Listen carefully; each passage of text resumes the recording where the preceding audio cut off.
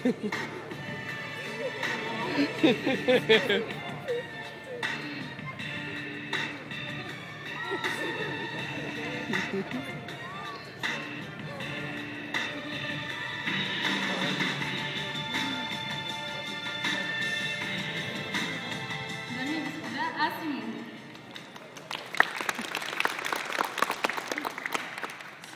Asimo, and welcome. Hello, Pathia. It's great to be here. It is the first time that I visit Bulgaria, and I'm really happy to meet so many new friends. Благодаря ти, Асимо. Ние също сме много щастливи, че си тук за своята българска премиера. Сега, дами и господа, за да ви покажа какъв прогрес е направил Асимо през годините, ще ви покажа няколко примери от ежедневието. Да си представим, че тази сцена тук е моят апартамент. Поканила съм си на гости няколко приятели и искам Асимо да ни донесе напитки. Лесно е.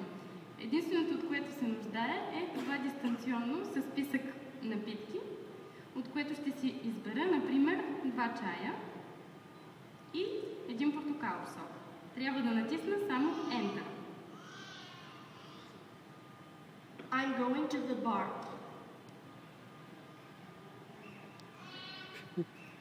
Асимо знае перфектно къде да отиде, защото разположението на бара е препрограмирано, но той трябва да открие къде точно се намира бармана. Ще забележите, че бармана носи бадж, който Асимо ще разпознае с инфрачервените си сензори и ще се разположи точно пред него. Mr. Barman, I'm here to receive 2 tea and orange juice for Ms. Pathia. I'm receiving drink for Ms. Pathia. Okay. I got it. It's this fine. I'll start the delivery to Ms. Pathia. I'm running to the table. В изпълнението на тази задача Асимо действа напълно самостоятелно.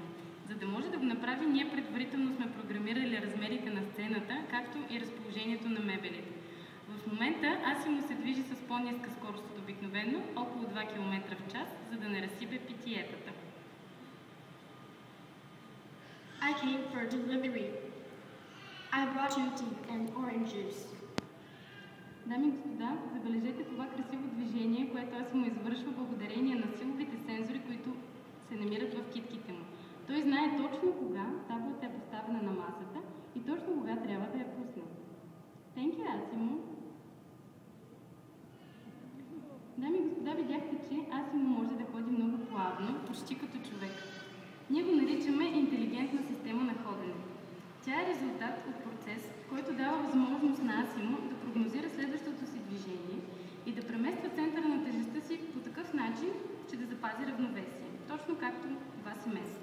Но нещо повече, инженерите са дали възможността на Асимо да тича. Нека да видим сега дали Асимо ще поиска да тича за вас тази днес. Асимо, can you show us this, please? Асимо загрява. Дами и господа, добре и вие да загрявате преди спорт. Окей, Асимо, whenever you are ready.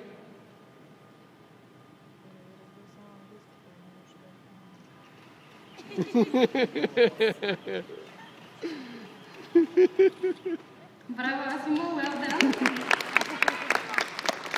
Дами и господа, това, което видяхте, беше тичане в права линия с 6 км в час. Както виждате, аз съм много щастлив от факта, че успял да тича за тази вечер. Сега ще го помоля да ви покаже как се ходи плавно. Как се ходи точно като нас. С малки стъпчици той може да променя скоростта и големината на своите крачки. Асимо, can you show us this, please? Whenever you're ready. Okay, go for it. Забележете колко плавно се движи той, точно като нас. Това е процес, извършван много дълго време от инженерите на Honda, за да могат да направят движението му най-близки до нас. Виждате, че променя скоростта си на крачките и големината. Но нещо повече. Видяхме как той може да се движи бавно, как може да тича в права линия, но най-голямото предизвикателство за учените на Honda е да направят Асимо да тича в кръг. Това значи, че той знае как да компенсира центробежната сила на тялото си, точно както правят моторите при завой, когато се накланят. Сега Асимо ще радиус 2 метра. Асимо, can you show us this, please? Okay, go for it.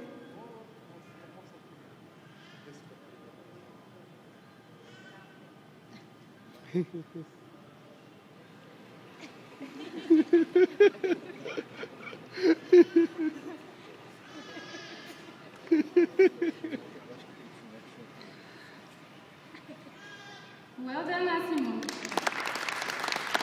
Дами и господа, видяхте как Асимо тича в кръг и колко е щастлив, че го е направил. В този случай скоростта му намалява до 5 км в час. Някои хора биха ме попитали защо ни е вкъщи бягащ робот. Това може да се отговори точно с една дума и тя е безопасност. Чрез възможността на Асимо да тича, която са дали инженерите, драстично се увеличава скоростта на реакциите на Асимо. Асимо е по-бъргав и може да реагира много бързо, ако някой се засили към него. За тази цел Асимо е оборудван с 3 типа сензори. Първият тип сензори са визуалните камери в главата му.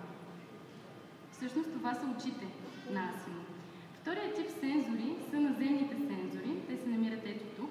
И това са инфрачервените сензори, с които Асимо разпознава подовите маркировки и се ориентира по тях. Третият тип сензори са ултразвуковите сензори, които са разположени отзад на Асимо. И благодарение на тях Асимо разпознава препятствия на до 3 метра напред, като например стъклени врати, които камерите в главата му не улавят. За да ви покажа какво имам предвид, ще застана на пътя му и ще го помоля да се качи по стълбите. Да видим какво се случва. Асимо, can you go to the stairs, please? Okay, go for it.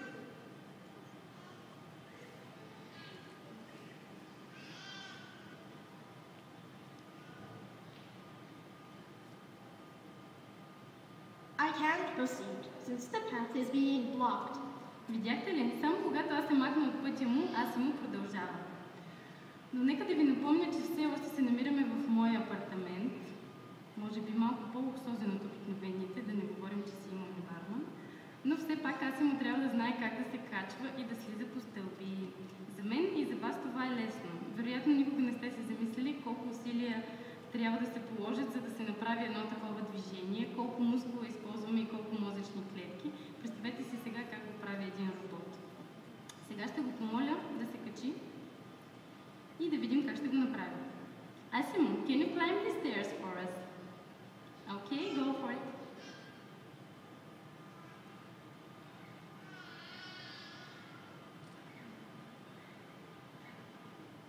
Well done, Асимо.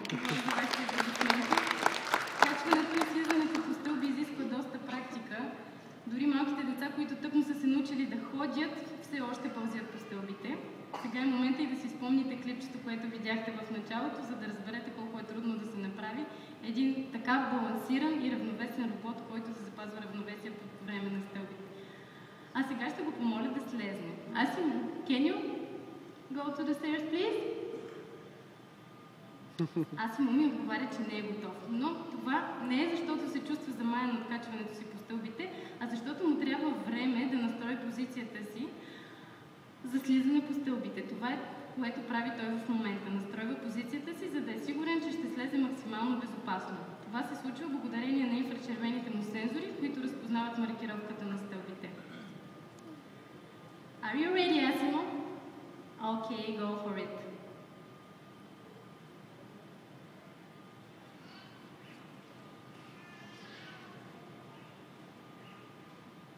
Well done, Asimo. Нека да го аплодираме. Мисля, че заслужава вашите аплодисменти. И той е много щастлив от този факт. Asimo, I sincerely want to congratulate you on the great job you are doing here. Сега, дами и господа, на тази сцена ще вкараме и малко емоции. Ще се здрависваме с Асимо. Да се здрависа с Асимо винаги е много приятно изживяване. И може да ви се струва странно, че се здрависваме с машина, но все пак Асимо не е точно машина. Той е нещо, той е личност, той поражда емоции. И все пак е типично човешки да вкарваме чувствата си в нещо, което прилича точно като нас. Let's shake hands, Asimo. Let's shake hands. Дами и господа, забележете колко деликатна е ръката на Асимо и колко нежни са неговите пръсти и как деликатно хваща моята ръка. Сега искам да ви покажа как той реагира на дръпване или натиск. Слушайте какво ще кажа. Whoops. Сега го бутам назад.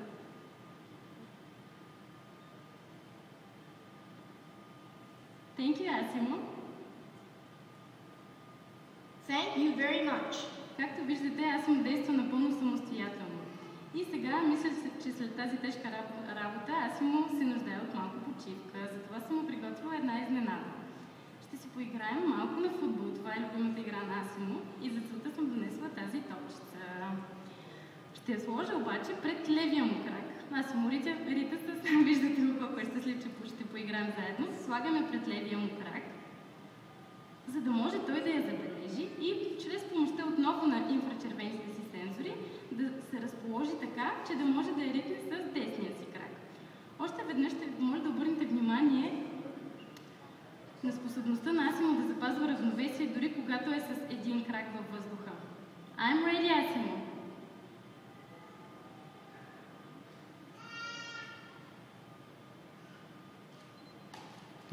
Well done, Asimo, за вашите аплодисменти. But I think you will need a bit more training about being able to score a goal in a pro league, don't you think? Асимо малко ми се разсърди, но той все пак е изключително усъвършенстван робот. Дами и господа, сега ми позволете да ви запозная с малко технически факти относно Асимо. Както виждате, той се движи по време на цялото ни шоу, като извършва много и различни движения. В роботиката движението се определя като степен на свобода, от английски degree of freedom. Асимо има 34 степени на свобода. Това значи, че той е оборудван с 34 мотора в тялото си, като само в главата си той има 3 мотора. Те му позволяват да движи главата си настрани, вертикално и да я накланя на една страна. Сега си представете как тези 34 мотора работят в синхрон и позволяват на Асимо да извършва всичките тези движения за вас. И какъв по-хубав пример от това да помолим Асимо да танцува? Music, please!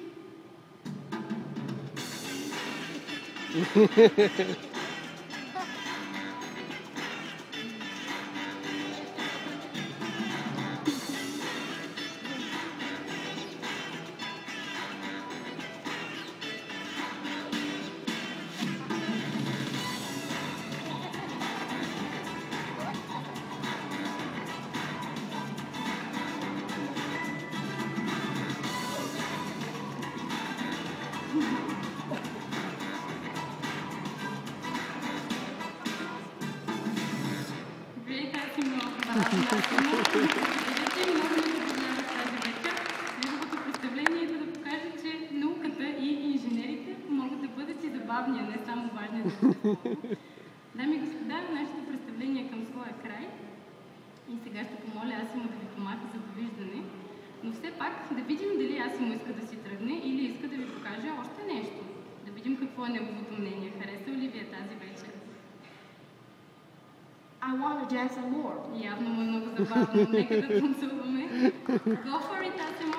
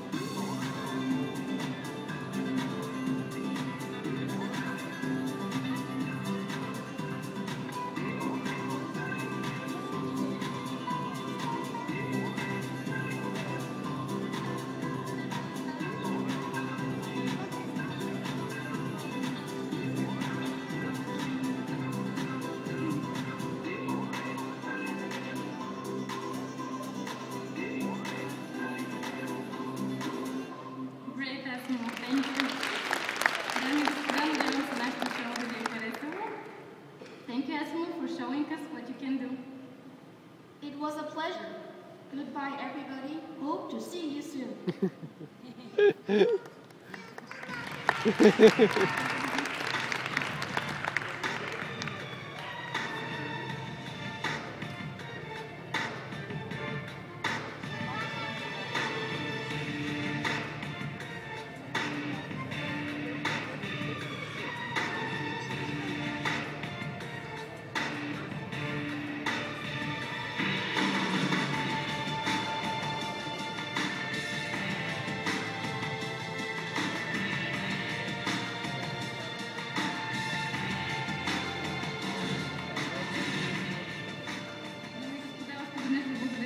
вниманието и сега ви приканвам да се запознаете с нашите нови предложения при моторите, при автомобилите и да се запознаете с нашите